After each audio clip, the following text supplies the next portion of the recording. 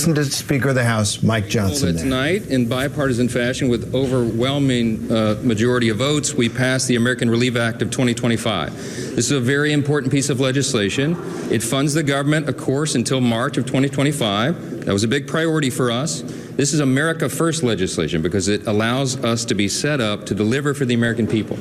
In January, we will make a sea change in Washington. President Trump will return to D.C. and to the White House, and we will have Republican control of the Senate and the House. Things are going to be very different around here. This was a necessary step to bridge the gap, to put us into that moment where we can put our fingerprints on the final decisions on spending for 2025. We also, in this bill, as you know, took care of Americans who desperately needed and deserved the assistance.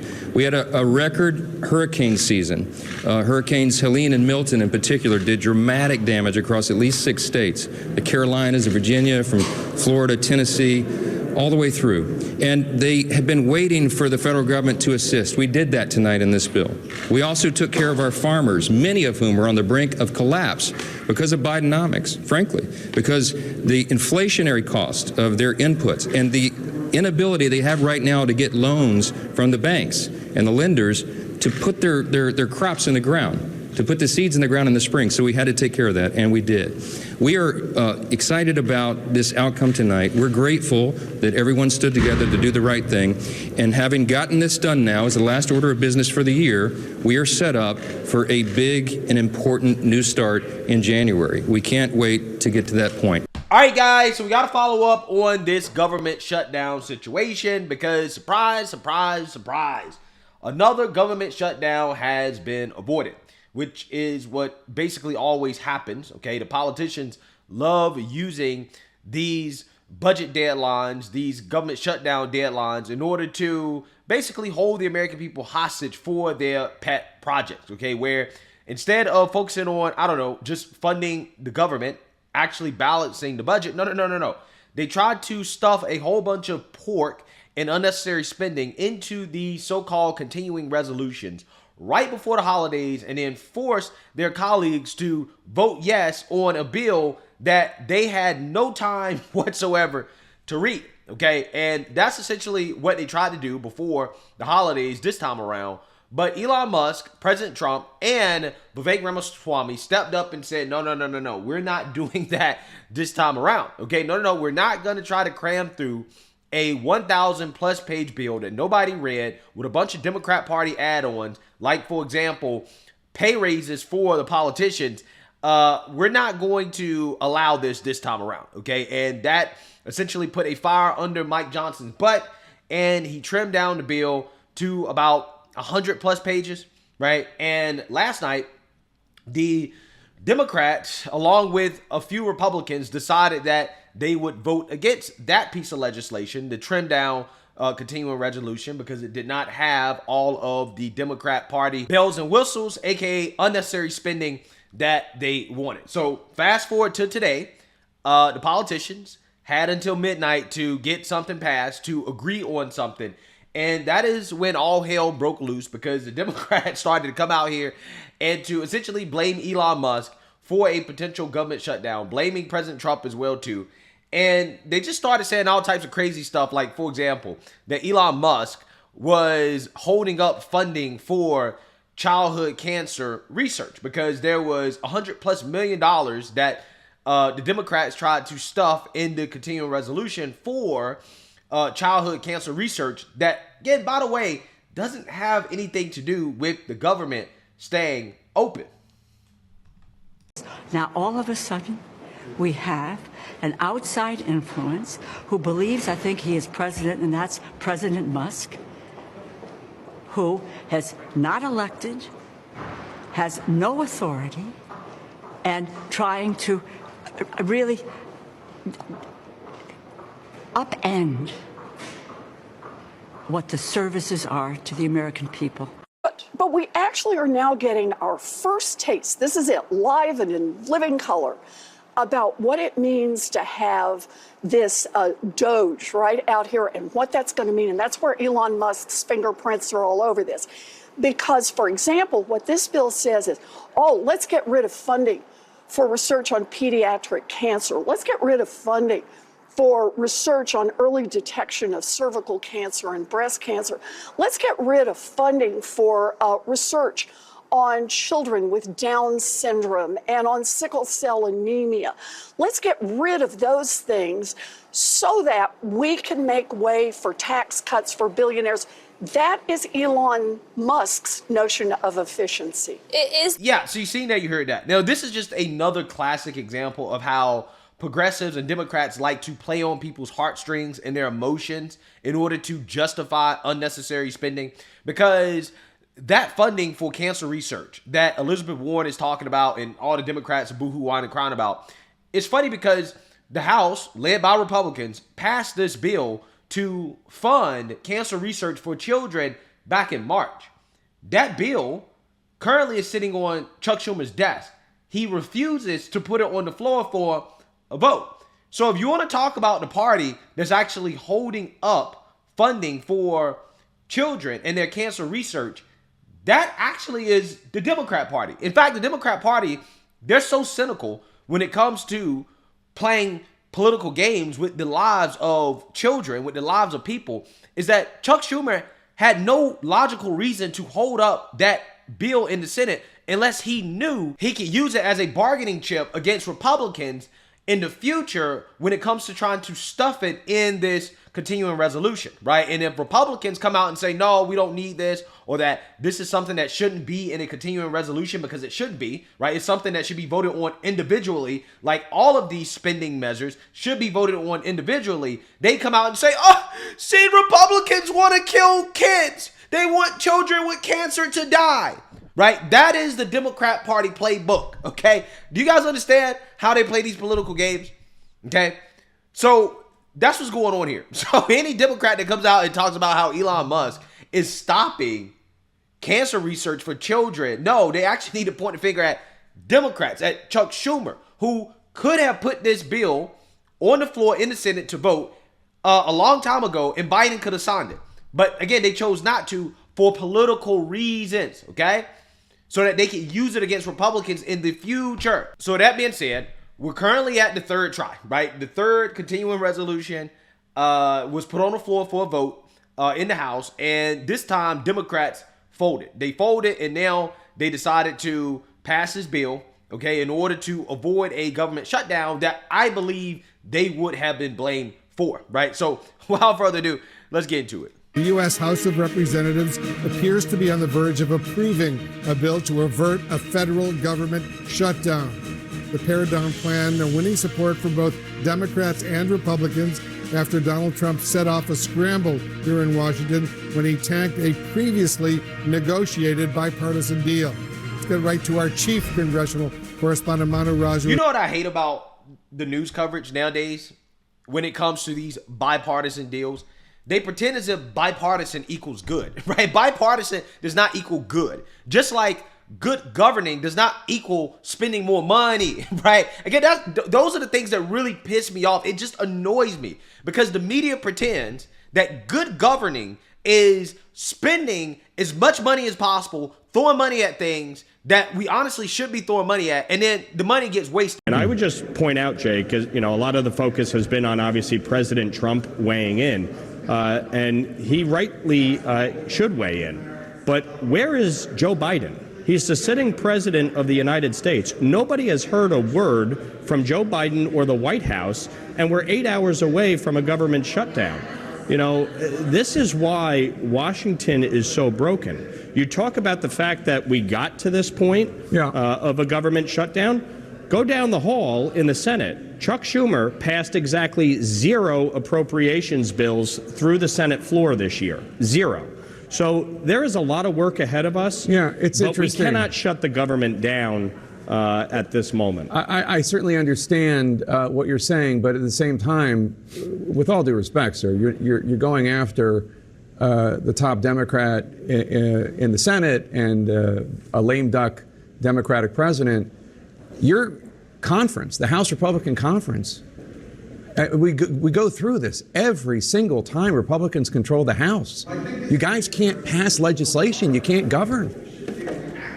Respectfully, Jake, we've actually passed a lot of spending legislation, government funding legislation. I'm talking about government funding legislation. We've passed a lot of legislation that has languished down the hall in the Senate. Government funding legislation. Every time we go through this, respectfully, we passed a number of appropriations bills through the House floor. We passed all 12 through committee.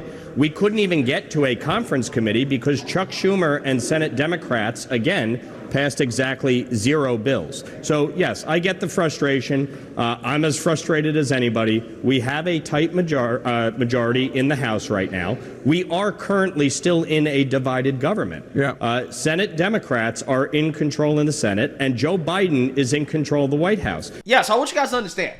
We've had 4 years of probably the worst administration in recent history. 4 years of Joe Biden and Kamala Harris, open borders, inflation out of control, bad economy. But I guarantee you, not once has Jake Tapper went on air and questioned a Democrat about their ability to govern, right? Because I think the last 4 years have been terrible governance, but you've never heard a so-called journalist criticize the Democrats and their ability to govern, right? It's amazing how that works. These people really do think that just being able to spend money is governing. That's not governing, right? Governing is having the hard conversations, going through the hard processes that need to happen in order to improve outcomes for the American people, to fix the problems that are in the government. And the problem is with our politicians is that they kick the can down the road too much. That's the problem. That is a huge problem. That's probably the biggest issue facing this country, and politicians just keep kicking the can down the road. And CNN and the liberal media, they think that's good governing, right? Good governing is just continue to run up the debt. It's pathetic. It really is.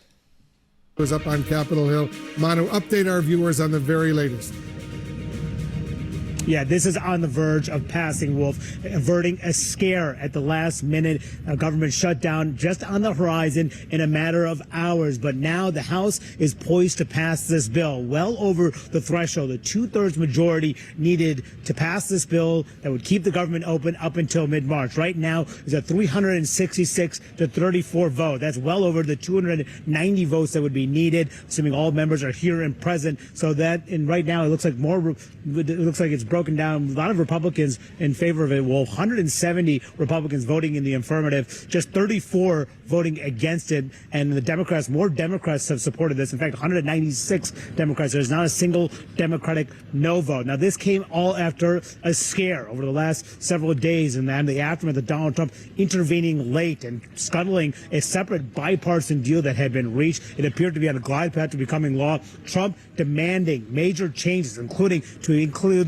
increase of the national debt limit, something he wanted off the table so we would have to deal with it in the next Congress. That is a perennially difficult issue for Congress to deal with. He didn't want to have to handle it. He said deal with it now. But Congress had a very difficult time in responding to that demand. In fact, one of a proposal backed by him yesterday failed. That went down with the opposition of 38 Republicans and Democrats because of that demand of Donald Trump's to include a national debt limit increase. So today, all day long, they've been negotiating behind closed doors, trying to figure out how to placate Donald Trump's concerns and win over Democrats as well. And it looks like, Wolf, that the gavel just came down and that this bill has, in fact, passed the House of Representatives. It will go over now to the Senate, and that's where they'll act on this later tonight, Wolf. And so at the moment, this bill, which includes an extension of government funding up until mid-March, also aid to farmers, about $10 billion for farmers hit hard by difficult conditions around the country,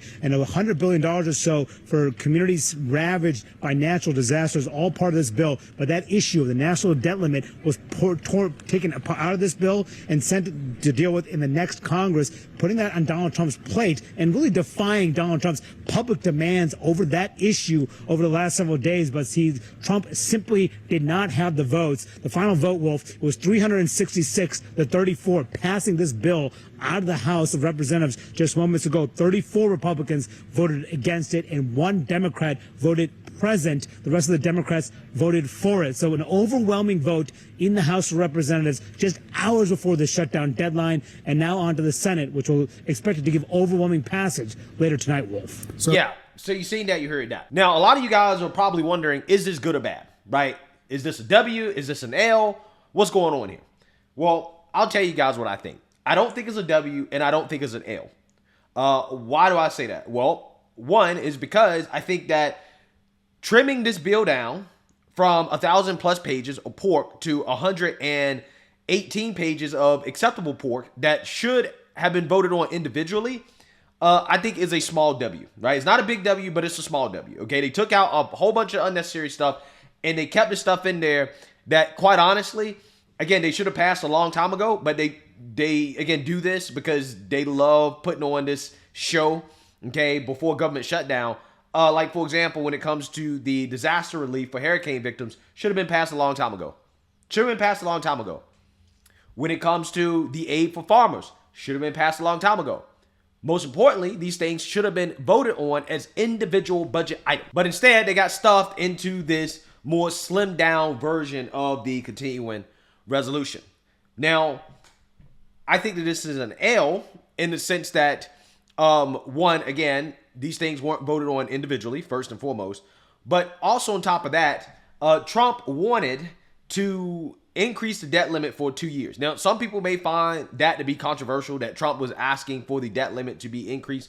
But the reason why he was doing that is because he did not want to have to deal with this whole debt limit issue that comes up every single year, in which the politicians always raise the debt limit. He wanted to go ahead and get it out of the way now, so that he could pass his agenda in the beginning of next year without having to worry about the whole debt limit issue, right? Because the debt limit issue will be hung over his head, okay, and it will be used against him. The government is only going to be funded until March, okay, and they'll be having this battle next year, right? We'll be doing the exact same thing in 3 or 4 months, talking about this once again. So, yeah, I mean, you know, it's kind of an L for Trump in the sense that he didn't get everything that he wanted. But at the same time, a lot of the pork of this bill got eliminated via this process, right? Elon Musk and President Trump and Vivek Ramaswamy all coming out against this basically resulted in at least a small W, right? Overall, even though they didn't get everything that they wanted, okay? And I know that the American people didn't get everything they wanted because in the ideal world, we would actually have a balanced budget, that we would not be continuing the spending of the Biden administration.